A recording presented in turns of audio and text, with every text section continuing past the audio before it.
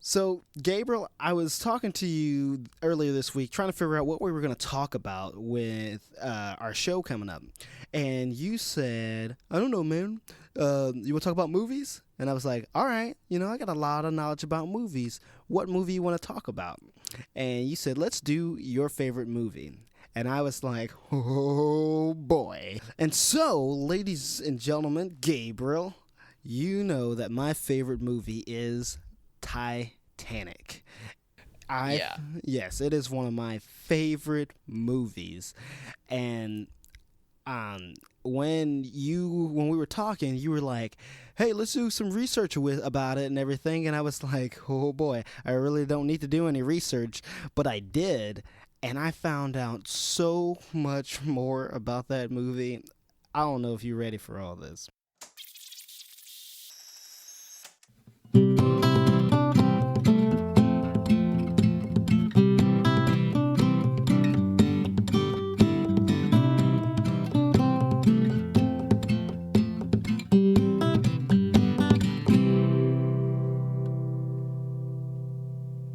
Okay, so this is how it went.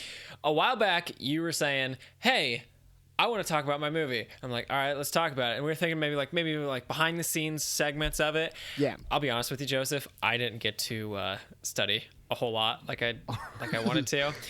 I've been so busy last. Okay. All right. I know this is gonna be a big one for you though, because. Dude. Okay, tell the people what you did today. Just tell them straight what happened. What'd you do like an hour ago? Oh, what I did an hour ago? Yeah, what were you doing an hour ago, Joe? So an hour ago, I was doing some tech work for a show that my mother-in-law was putting on. So that went pretty good. I usually do the lights for the show, but I had a new guy, so I got him on lights. It was a little bit rough with him because he didn't know the show like I did. I know the show frontwards, backwards, and sideways. So he was real rough for him, but he did it, and it went pretty good, also did some sound with it too, so... Yeah, the show went pretty good. And, we got some people crying and stuff because it was a very emotional show. You know what I'm saying? Emotions. Yes, emotions. Emotions. Yeah, most people, they look at people like, oh, that lady's crying. I'm like, yes, that lady is crying. We are doing our job, So, yeah. But anyway, that's apart from that. That's what my point is. Like, you're so oriented towards shows, and I thought this would just be a great one to do. I'm like, you just want to talk about movies because I remember you saying you wanted to talk about movies a while back. So let's talk about movies. All right. Excuse me. Let's talk about movies. So, the Titanic. The Titanic is one of the greatest movies in the world. Now, I will tell you, it is by whose opinion? By me. It's my opinion. Okay. I think it's one of the greatest movies in the world. If you don't, everybody's entitled to their own opinion. So if you got another movie that you think is great, we'll talk about that next time. But this time, we're talking about my favorite. This is my show. Go get your own show. Yeah, go talk about your other movie somewhere else. But yeah.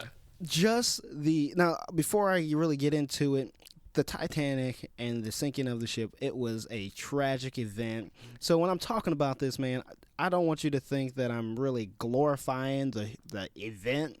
But that is what the movie is. Yes, it's just that you had these group of people, they took that event, turned it into a film, and it turned out to be a really, really great film. Hey, Gabriel, did you know that there is an original Titanic movie before the one that we know came out? Well, there's so much time in between those events. I would imagine that there would have been, but yes. I don't know it. I don't know that there. Yeah, so that one came out, and I think it was 1940s or 1950s, and that was created by director Gene Neglesko. That happened 40 years after the sinking. So this movie debuted the 40th anniversary of the sinking of the ship. Now, why would they do that? Why would they do it so long afterwards? See, I'm not for sure. I think, but the way that the way that the movie, I hadn't seen it, but reading the bibliography or just reading about the movie, it was just one of those things where it was it didn't go so well because they just tried to make it a love story. They were like, hey, we're gonna make it a love story, and then we're just going to have the sinking of the ship. Boom. It wasn't very long. I think they kind of just Did Jack die in the end of that movie? I don't know. Did you watch it? No, I didn't watch it. Now, okay. How I found out about it, I was Yeah. at the video store a long time ago. This was like 5 years ago. I was at the video store looking for a movie, and I see Titanic.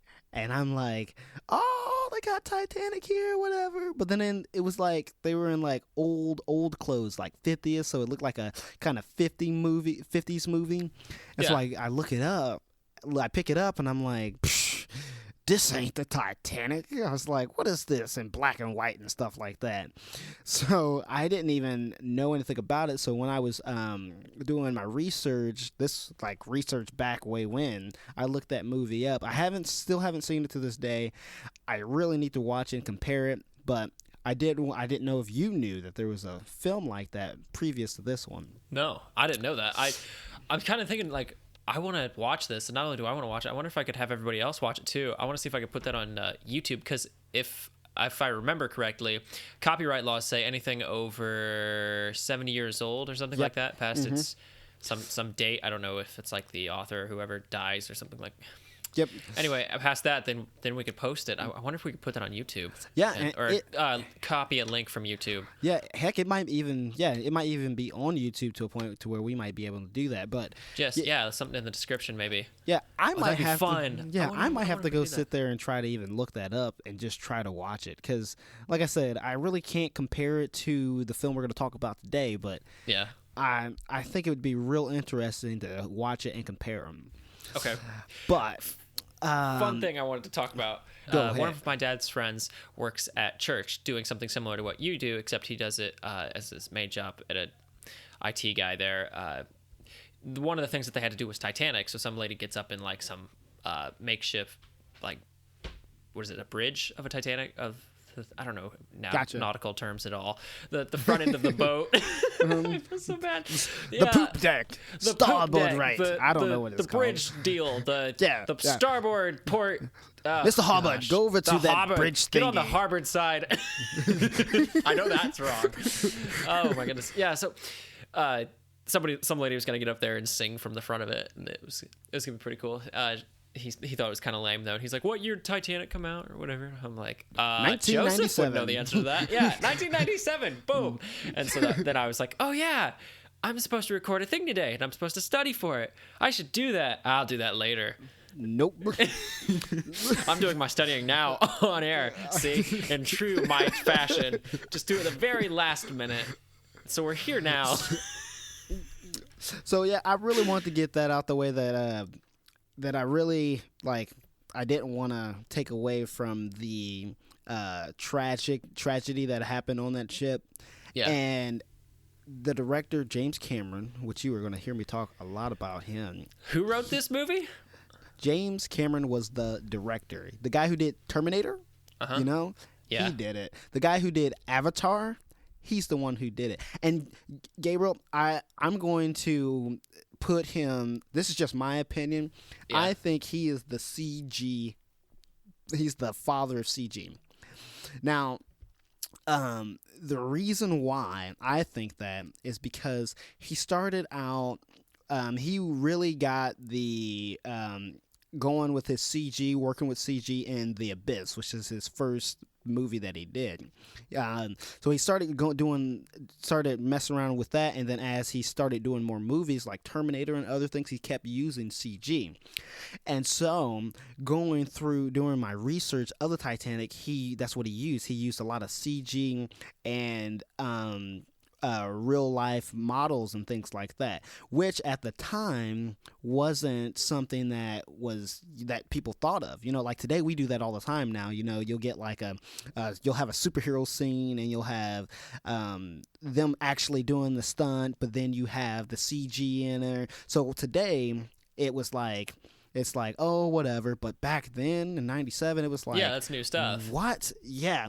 And so that was one of the big things they did in this scene. And one of the things that I really love that he really wanted to do, they did life-size models of a lot of the props and everything. Like when you have the opening scene when the Titanic first comes on, and you're actually seeing the ship for the first time, that's an actual life-size model of it. They built it at like the actual size of it, For serious? Yes. And Is that right? Yeah, that's right, man. They would have models of the ship, and they would take close-up pictures and stuff, and they would add certain things to it.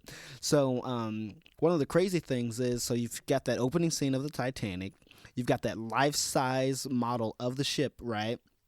Well, they had built the ship backwards. Wait, what do you mean? What do you mean they built it backwards? How do you build it? What's it matter? So this is why it matters, and this is why one of the reasons why I love James Cameron. So when you're looking at the article, the ship is, let's say, don't know if I'm correct with my directions, but these are the directions I'm going to give you, so you can kind of get a picture of it. So and when the Titanic actually sailed, let's say it was pointed to the left, like the front of it was towards the left and everything, right? Well, when they built the ship was when they built the life-size model of the ship, they did it to the right because that was a better side for the camera, right? Okay. So that's wrong. And so James Cameron was like, nope, this has to be accurate. This has to be accurate. It has to be accurate to what actually happened. So you have everybody there wearing their clothes, or not their clothes, they're wearing their clothes, right? But they have like their logos and things are printed on their shirts backwards, like you're looking into a mirror. So then when they're on camera and you see the ship based on the people, it looks like it's actually right according to what actually happened on the Titanic. So you kind of get what I'm saying, I do get what you're saying. So Yeah. There's a perspective thing similar to like The Hobbit, but in a different way. That was the one thing that always impressed me was in The Hobbit where they're like the little dwarf people weren't actual dwarf people. It's like Yeah. It's kind of like in the Green Mile. You remember watching that movie when I made you watch that movie? Yes, I do remember the Green Mile. Weird ending. I think that's why he did it. But I googled really quick what the front of a boat is called to redeem myself with with some petty Google search. Learn your ship terminology, Gabriel. It's called a bow. A bow. Well, Yeah. Well, that was. I hope, unless I messed it up, the front of the boat is called the bow. Yeah. Oh. While the rear boat is called the stern. Yeah. What's the poop deck? I want to know what the poop deck is. Poop deck? Yeah, people always say, Mr. Greenhard, scrub the poop deck. From all the movies that I watch with pirates and ships on them. Actually, I was just watching Treasure Planet, so that's where I heard it from. That's an underrated movie there. So the poop deck, or also known as poop,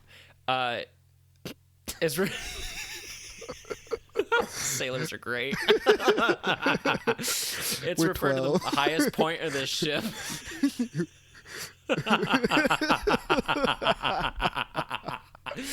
Why is that funny? Because we're 12 years old, Gabriel. That's why it's funny. Okay, all right. I'm going to have to pull out Serious Joe here to not laugh. Okay, Well, here we hold go. on, Serious Joe. Before you get into Serious Joe, did you watch that video I sent you of the guy eating a dead moose? No. What? Hold on. Hold the phone. I gotta sit here and look this up. Did you send it through text message there? Yeah, it is. It's so bad you can't watch it on YouTube. They were like, "This is censored." Oh Okay? yeah. This is removed. This ooh. Oh my god. This yeah. Watch it with audio. Are you watching it with audio? Well, I can't even find it right now. Okay. Let me just. Oh, could I? Today we have here a dead moose. It appears to have died of natural causes. And when something like such dies, the cycle of Mother Nature continues. Is that And then how he the reaches ladies? down. No, it's this dude. And he reaches down and grabs just a handful of maggots off this moose carcass. Oh. And then he's like, some consider these a true delicacy. And then he slams them back and then just starts choking and throws up at the end of the video. Okay, with me being a garbage man, and if you ever see like a swarm of maggots, and I'm not even talking about 1, 2, or 3. I'm talking about they're Like just a hive, like a horde. Yeah, like they're just climbing over each other and stuff like that. That's what I'm talking about. That is gross, and for it to be in like a dead carcass or something, man, nah, I can't do it. We should get You was talking about poop deck. Poop deck. Yeah, poop deck. So poop deck's the highest point of it. I'm sure it has something to do with disregarding the captain or command on the ship. Gotcha. Because, power. Heck with the patriarch, or down the hierarchies, down with that. None Gotcha. of that. And Sorry, Joe. so let's bring it on back to the Titanic. Yeah, we did nothing with the Titanic here. Let's just talk about Titanic now. One of the things that I really like is the music in it. And if you guys don't know who the composer is, it is the magnificent James Horner. Wait, did I say that right? Did I do it right? I think that was... Nope. Hold on. I gotta look it up, man. Yeah, you don't want to be wrong on the internet. No, I do not. But yeah, James Horner's music on the Titanic, it was phenomenal. Like, just the...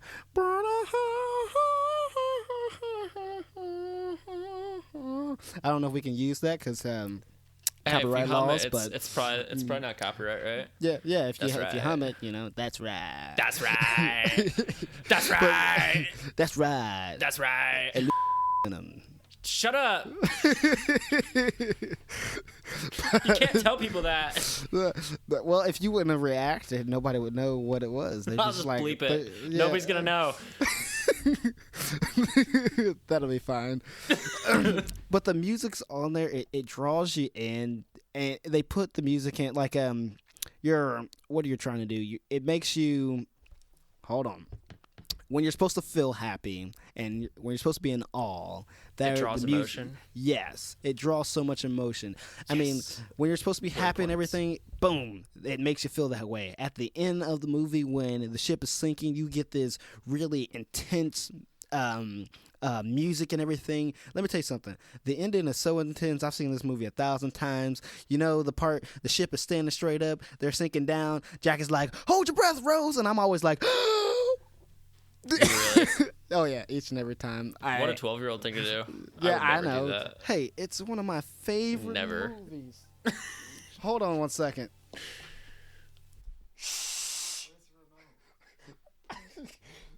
I don't know where the remote's at. Timothy's here. He's trying to play the PlayStation.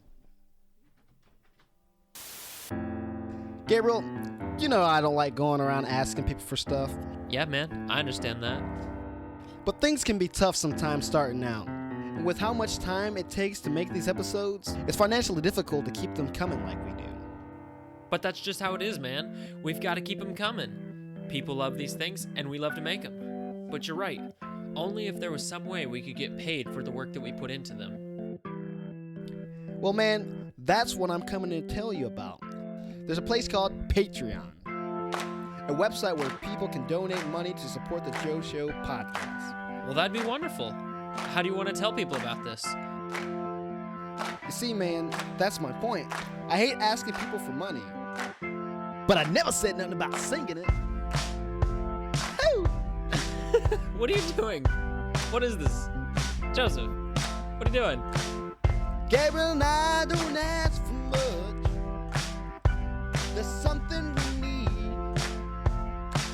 Starting a podcast ain't no joke. We're doing our thing so we don't go broke. Just how wise Joe once said, if you ain't doing what you love, you might as well be dead. I don't know why you're singing, but you're right. Podcasting can be kind of labor intensive and time consuming. Well, my friend, I have an idea. If we do it, it'll be so ideal.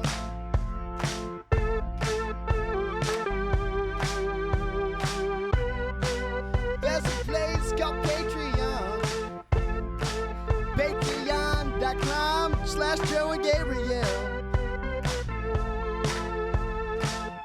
It'll help us go to infinity and beyond. You can follow us from this point on. Patreon.com/Joe and Gabriel. Patreon.com/Joe and Gabriel. Patreon.com/Joe and Gabriel. Patreon.com/Joe and Gabriel. Hey, you know what? I kind of like that. The singing part makes it fun. That's my point. Blech. So how's it go?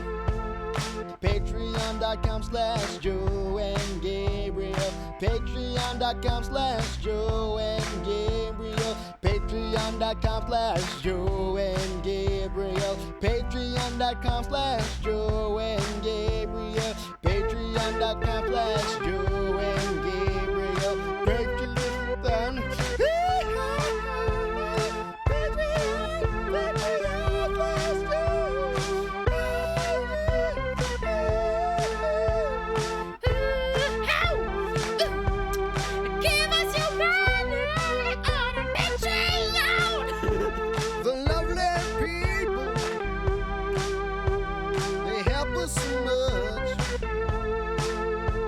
Supporting our show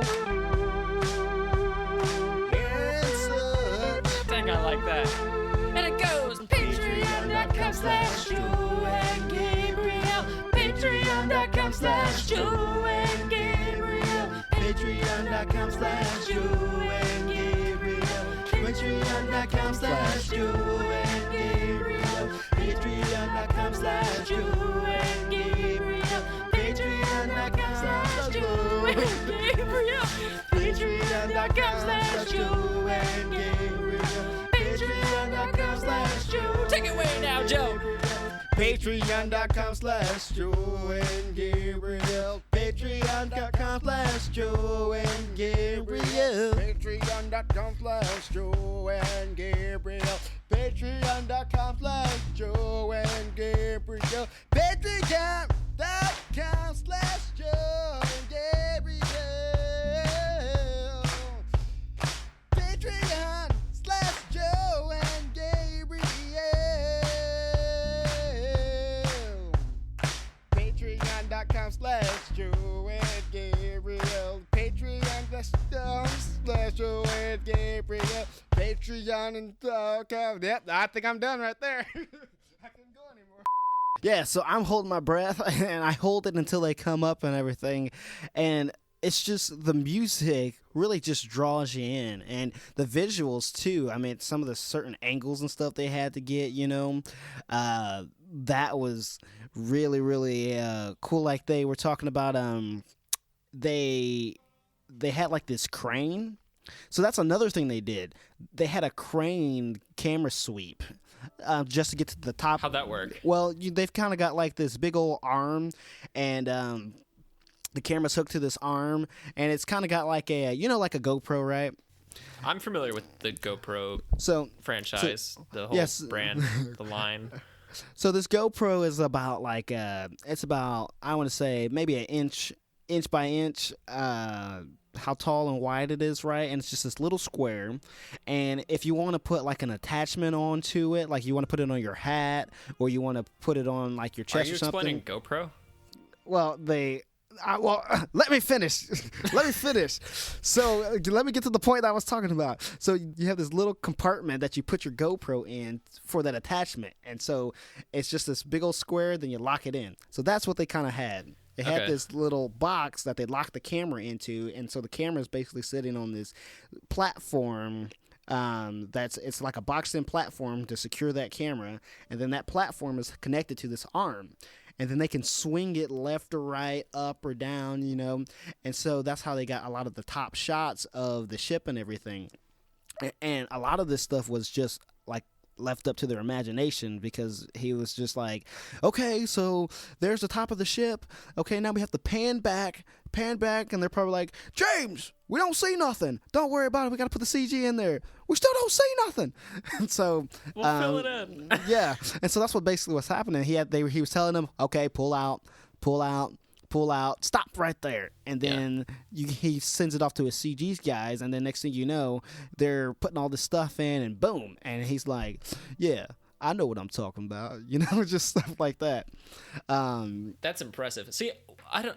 With the GoPro or something shaped of that size, I always feel like that's so unprofessional of not having like the big camera. Because when I think, and this is just me, I don't know much about it, but when I think professional photography or cinematography, yep. you have this giant camera setup, like the one that like you sling over the shoulder. They take these large camera setups, and I don't know, is it when you have something like that? How do they make that work to make it look good having a smaller camera? Well, it wasn't a small camera. That wasn't a small camera. This was a big guy. I mean, that's why they had to kind of use a crane. I mean, this thing was, when I was watching the video, it looked like it might have been maybe 3 feet by 3 by 4 is what I'm thinking. So, I mean, it's 4 feet wide, 3 feet tall. Oh, so it was like a miniature crane to pull this thing around then. Yeah, so yeah. So I'm picturing it right. Yeah, so yeah, it's like this camera in a box, and then you got this big crane swinging it around, and that's how they were getting their shots. But I mean, even if you do a big movie production, you don't need all that equipment. I mean, one of my friends, he had this gimbal, which is basically like a handheld tripod. Yeah. It's like a motion resistant, so you can hold it in your hand, and even if you're shaking, it won't pick up your shaking or anything. But we hooked it up to his iPhone 11, and we were playing pool, and we got some pretty good shots of us playing pool. It looks like it's super professional. Actually, I'm gonna send some over to you right quick, and you check those out. But yeah, it looks super professional. It looks like we're just actually at like a pool tournament, taking shots of these people as they play pool. It was just really, really good, and I was like, fun. And with the iPhone 11s, they got super great cameras. They got like 3 cameras now. Oh yeah, man, it was freaking ridiculous looking at some of this goddamn stuff. It's putting me out of business as a photographer. Oh, is it? Yeah, I mean, because if you get that small camera, and you can go to do a wedding. I got these $300, $400 cameras, and I say, hey, let me do your wedding. And they're like, oh no, I'm gonna let Becky take my pictures. And just like, and Becky Who's spent. Becky? I don't know. Becky's a person I just made up, Wait. Becky's taking our jobs. Yeah, Becky's taking our jobs. God dang it. Yeah. So I can't do no more weddings because Becky's taking our jobs. So what you got? Becky's taking our jobs. I've got a TJX Canon here. What you got? I got an iPhone 11. Yeah, it's ridiculous. But I don't really think you need all that equipment to get these shots and stuff like that. Also, too, you got to give it up to the extras that were in this movie. Absolutely, like that one guy who ate it on that pipe while falling down the ship.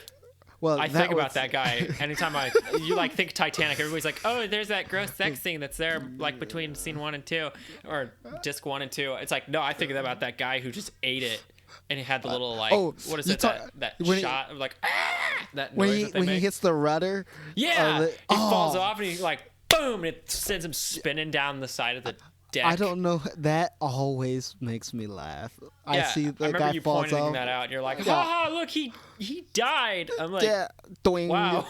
But yeah, die for a movie. I would die for Titanic. Well, you had most of these.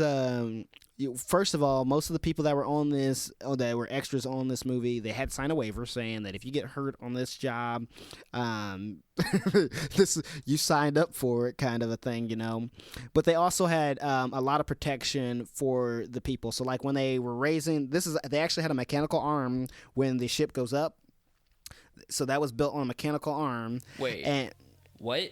So, okay, You're kidding me. No. Hold up. Real talk.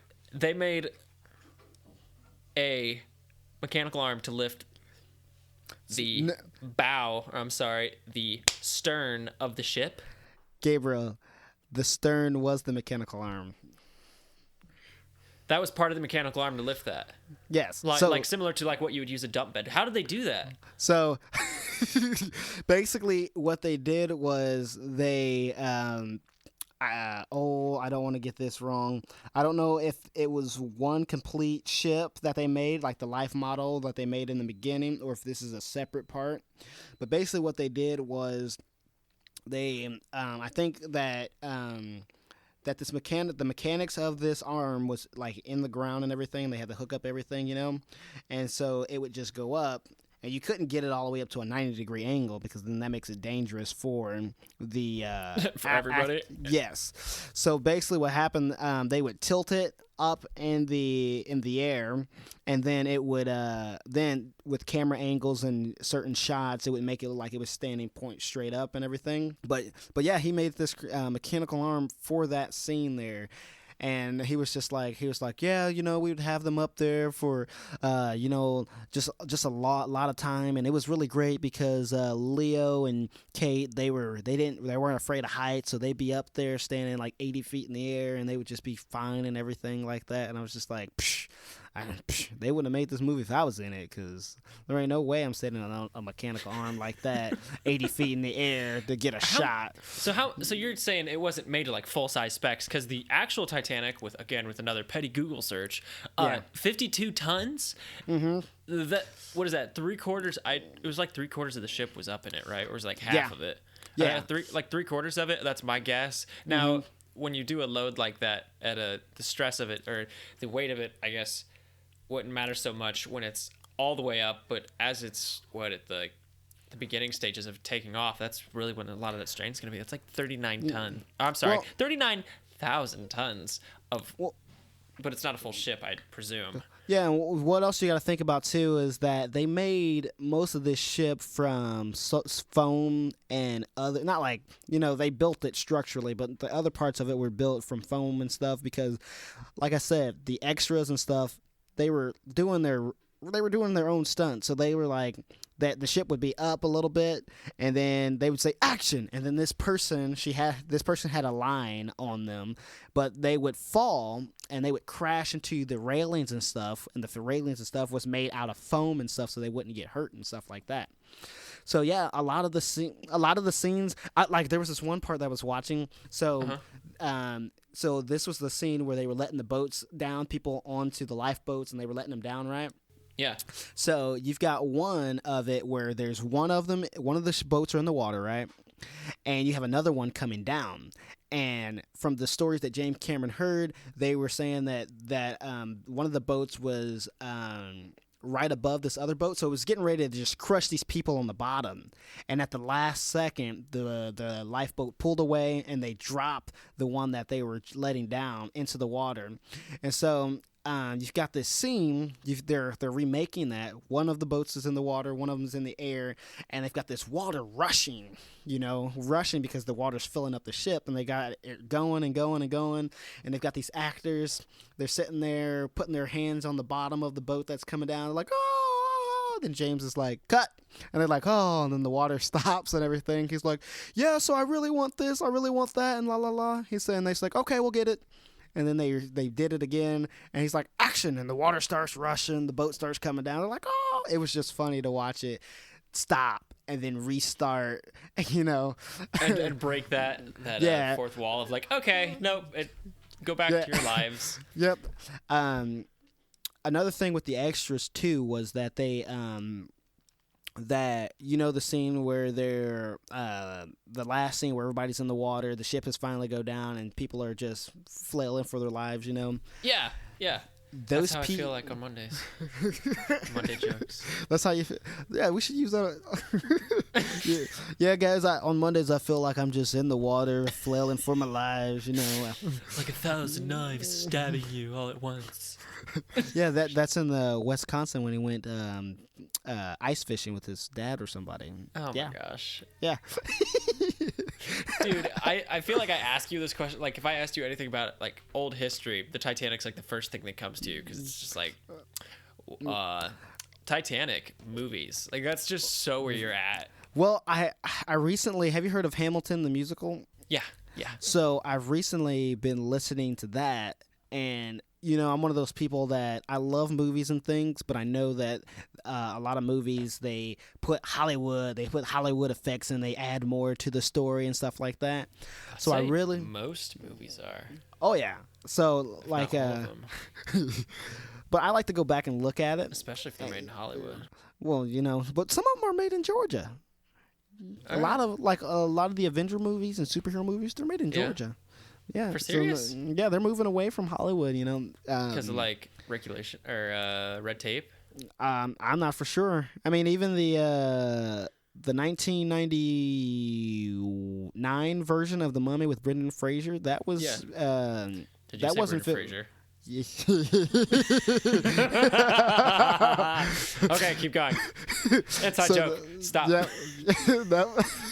yeah. So that movie was made overseas too. So a lot of it overseas? wasn't. Yeah, for the desert effects. So they had to go over to Egypt. They actually went over to Egypt to shoot a lot of their snap. scenes.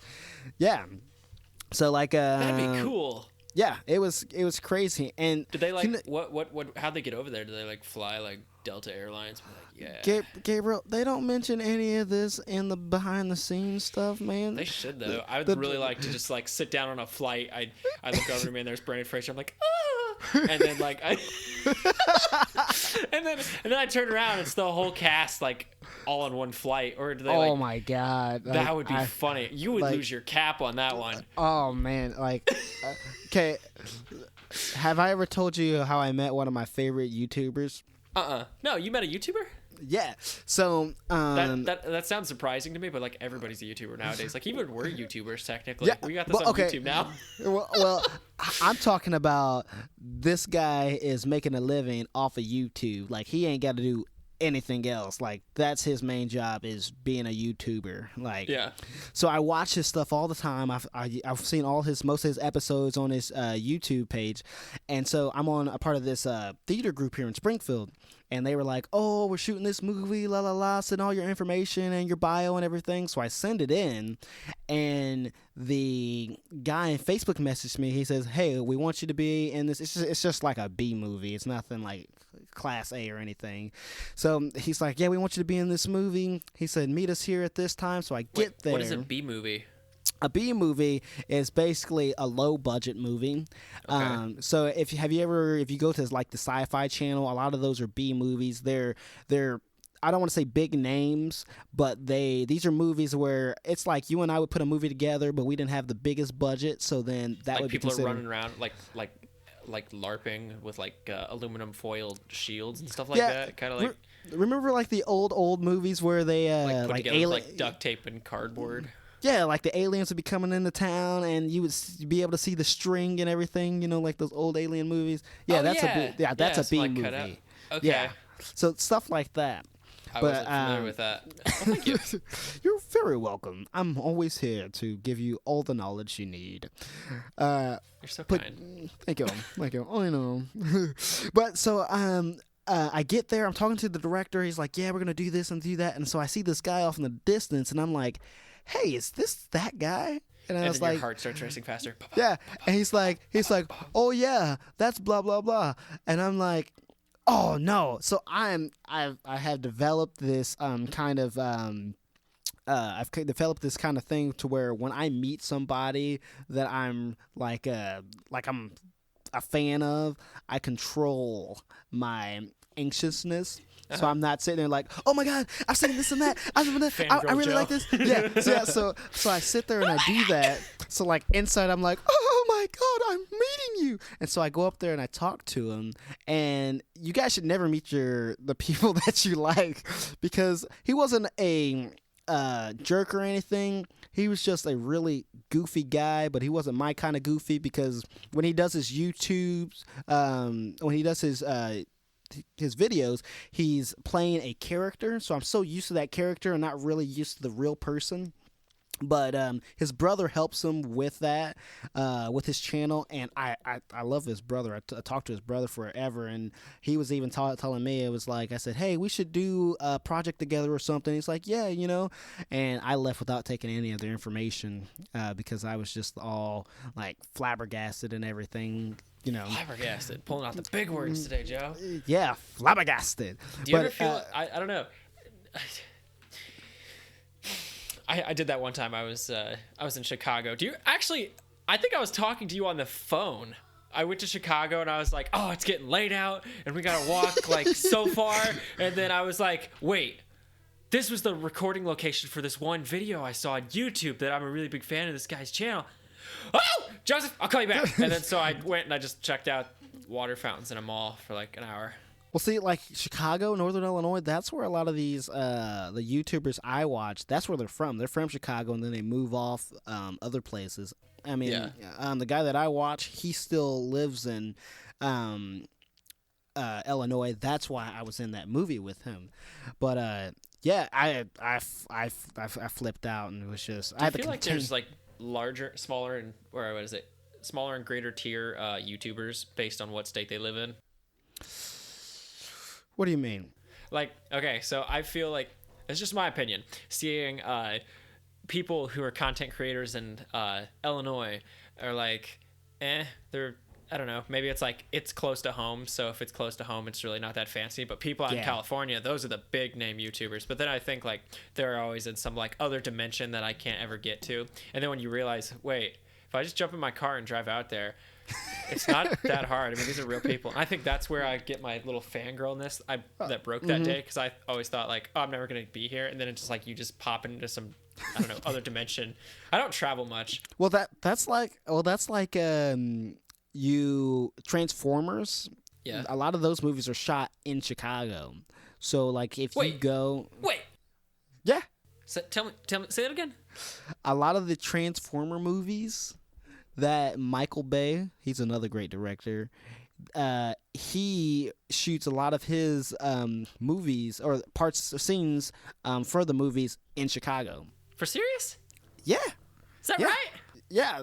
Have you seen Groundhog Day? Yes. Groundhog Day with Bill Murray. Yeah. That was shot in Illinois. It was in Northern Illinois. I actually, when I used to be,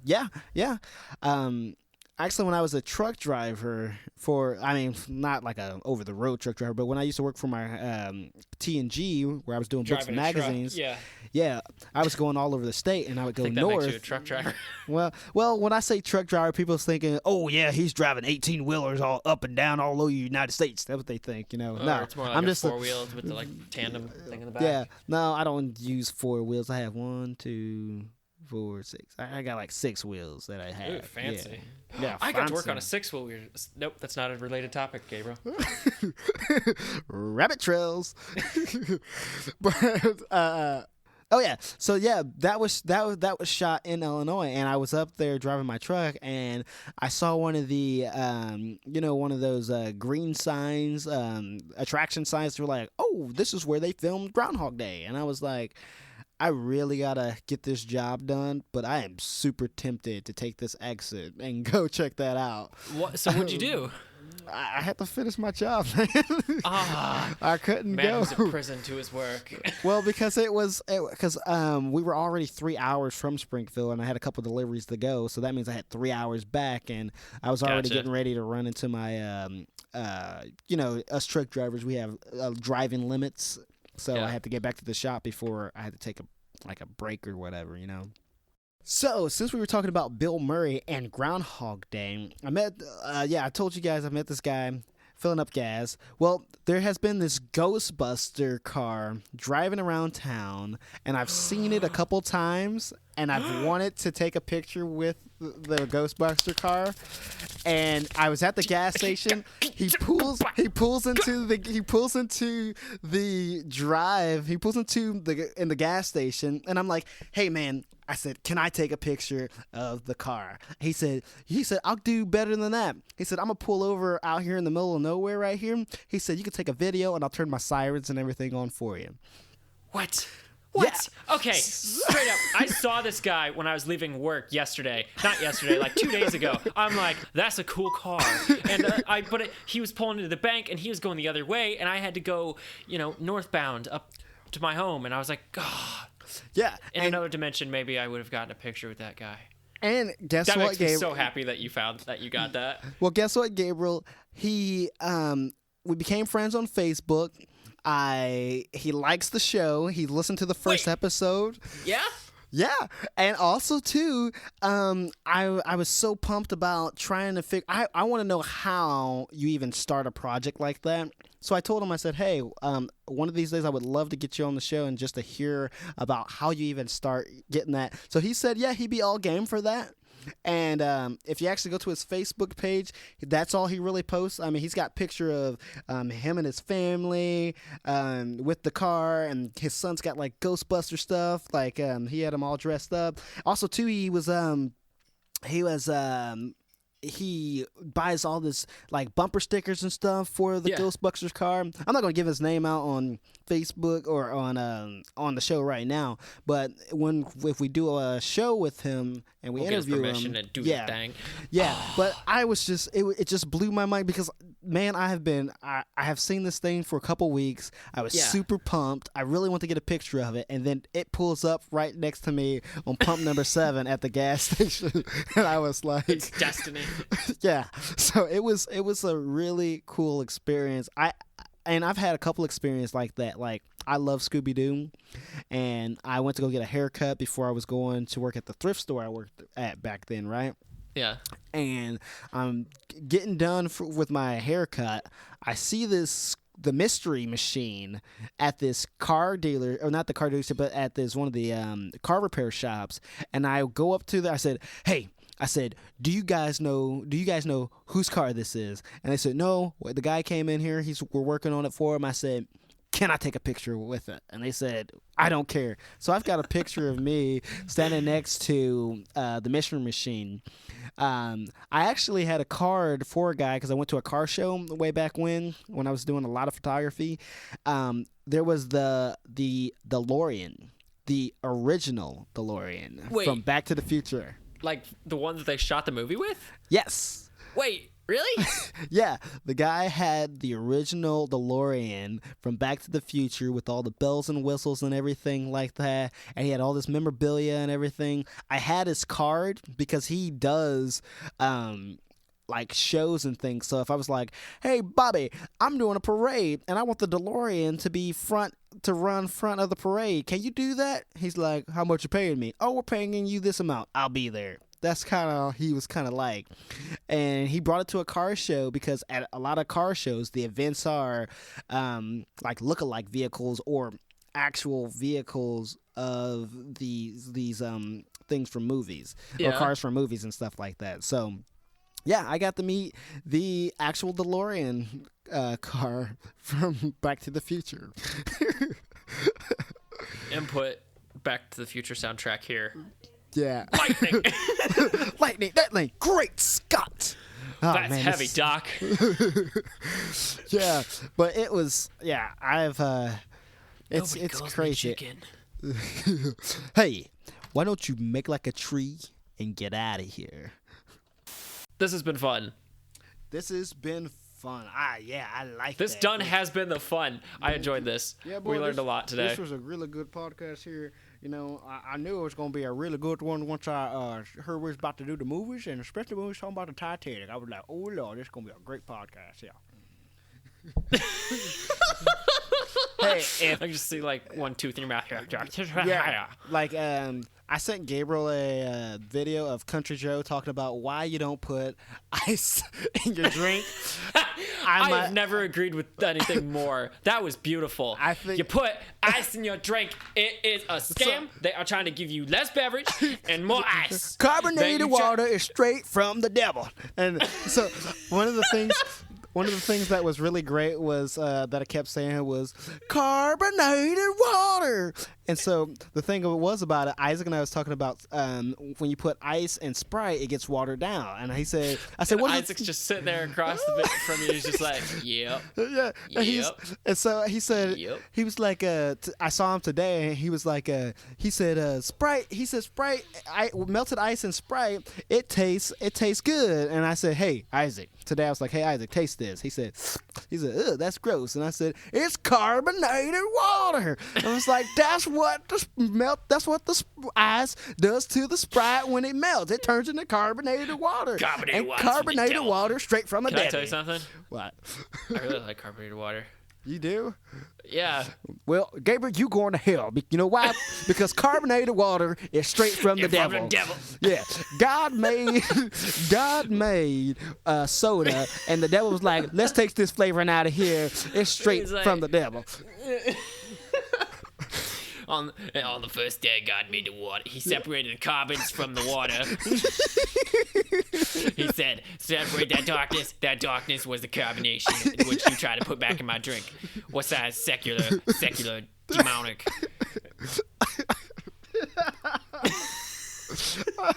I like it. Carbonated water tastes like a cow booty hole. This has been a great show. I know, I love it. All right, Gabriel. I'll see you later, man. Bye, Joe.